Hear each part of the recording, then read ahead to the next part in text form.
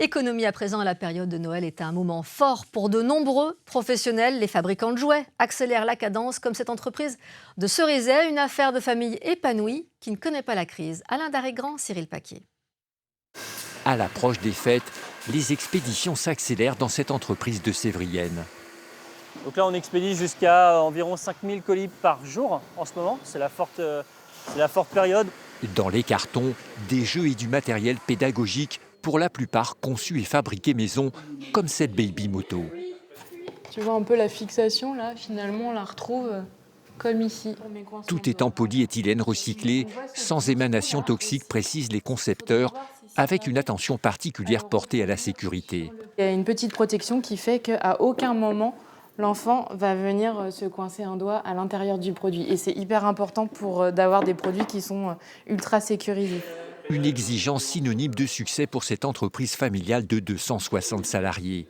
L'aventure débute il y a 50 ans, lorsque la mère de l'actuel dirigeant lance la fabrication de matelas de sieste, rapidement suivie par celle de ses assises en mousse.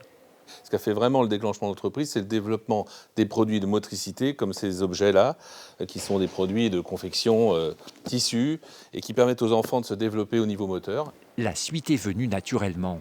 Après, on a rencontré différentes personnalités, comme des psychomotriciens, qui nous ont donné l'idée de développer des ensembles pour faire le développement moteur. Et puis petit à petit, on a étoffé les gammes pour répondre à l'ensemble des besoins des professionnels de la petite enfance.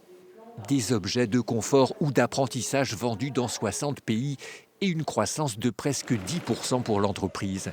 Elle compte 2 sites de fabrication. À Cerizay, ce sont les modules en mousse avec un savoir-faire maison. À tous les pôles, il y a une technicité à avoir. Il y a une main en termes de la piqûre. Au garnissage, il y a aussi vraiment une main à avoir avec les valeurs de couture à mettre dans un certain sens.